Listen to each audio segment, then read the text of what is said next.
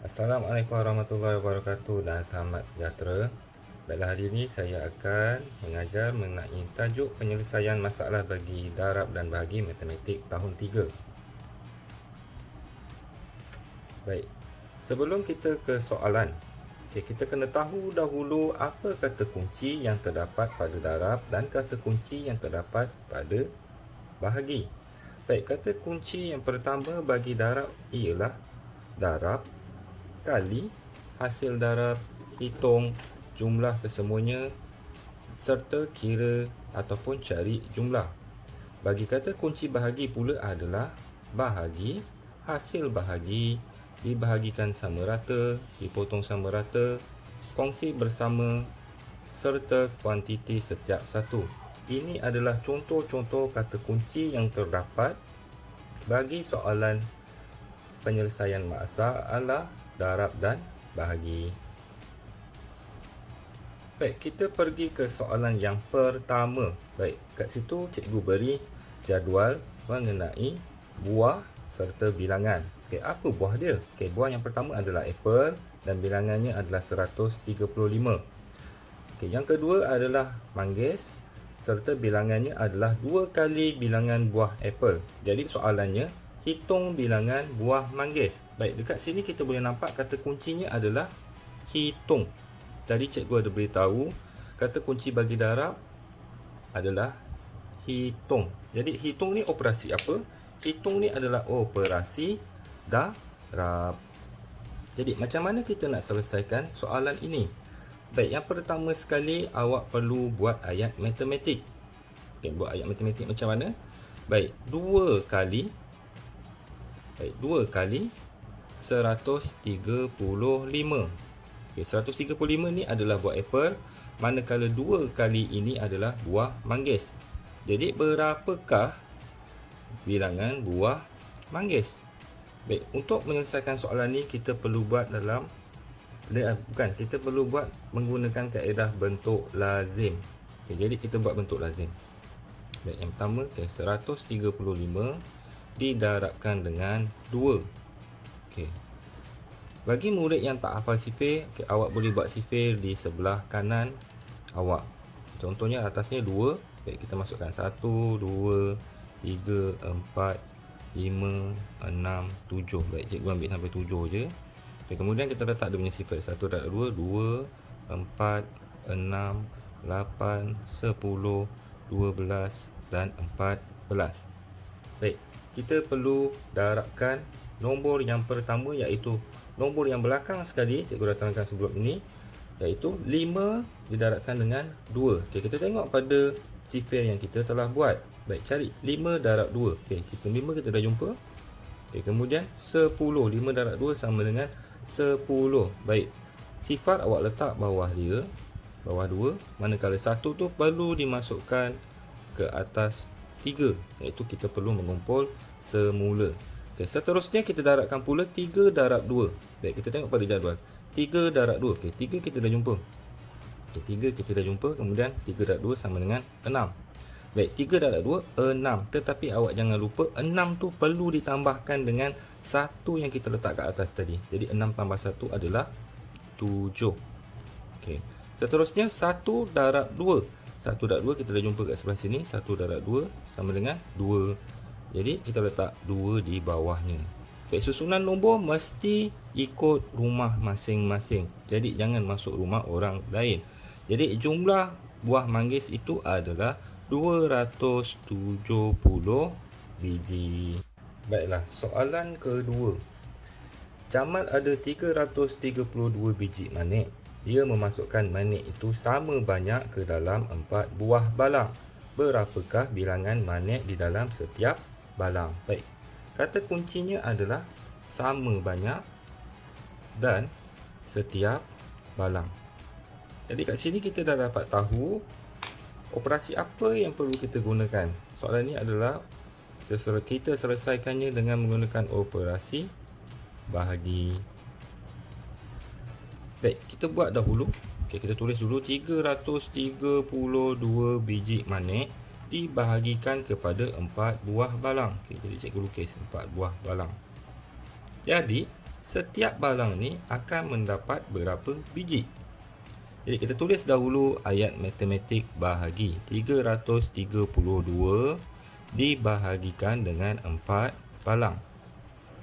Jadi untuk selesaikan masalah ini, kita perlu buat dengan menggunakan bentuk lazim. Jadi kita buat cangkul. Jadi 332 kita masukkan dalam cangkul. Manakala 4 kita letak dekat luar cangkul. Bagi murid yang tidak hafal sifar 4, kita buat dulu sifar 4 di bahagian tepinya. Jadi 4, 1, 2, 3, 4, 5, 6, 7, 8, 9. Jadi 1 darab 4, 4, 2 darab 4, 8, 3 darab 4, 12, 4 darab 4, 16, 5 darab 4, 20, 6 darab 4, 24, 7 darab 4, 28, 8 darab 4, 32, 9 darab 4, 36. Baik, sifar kita sudah siapkan. Baik, kita ambil nombor yang pertama, iaitu nombor 3. 3 dibahagikan dengan 4. Baik, cikgu dah beritahu sebelum ni, sekiranya nombor yang pertama ini lebih kecil daripada nombor 4, kita letak sifar di atasnya. Automatik kita letak sifar. Kemudian kita ambil dua nombor, iaitu 33. 4 darab berapa? Dapat 33. Kita tengok pada sifar yang kita telah buat. Kita cari. Kita dah jumpa 32 dan 36. Jadi cikgu cakap sebelum ni, nombor yang tak dibagi tu mestilah tidak lebih daripada nombor yang diberi. Jadi 33 ni tak lebih daripada 33. Jadi dia mesti kurang, iaitu 8. 9 darab 4, 36 kita tak boleh ambil, sebabnya 36 tu lebih daripada 33. Jadi 8 ni kita letak atas 3. Jadi nombor 32 kita tulis di bawah 33. Kemudian kita tolakkan dia. 3 tolak 2 sama dengan 1. 3 tolak 3 sama dengan sifar. Jadi dah tinggal nombor yang kat belakang ni. Apa kita perlu buat? 2 ni kita turunkan. Dia akan jadi 12. Jadi 4 darab berapa? Dapat 12. Kita tengok pada jadual yang kita buat. 4 darab 3 sama dengan 12. Jadi 3 ni kita perlu letak di atas 2. Manakala 12 tu kita tulis semula di bawah 12.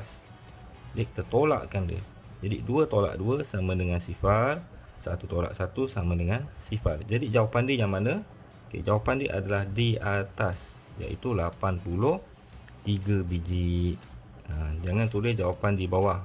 Jawapan di bawah tu kalau awak tulis, dia akan jadi salah. Baik, seterusnya adalah soalan yang ketiga. Baik, soalannya adalah, terdapat 430 orang pelancong melawat Legoland. Pelancong itu datang dari 5 buah negeri. Berapakah pelancong dari setiap negeri? Jadi kat sini kata kuncinya setiap negeri. Setiap negeri ni berapa pelancong? Jadi kita kena tahu populasi apa yang kita kena gunakan. Jadi berapakah pelancong dari setiap negeri? Jadi soalan ini kita dah dapat kenal pasti. Ini adalah operasi bahagi. Baik.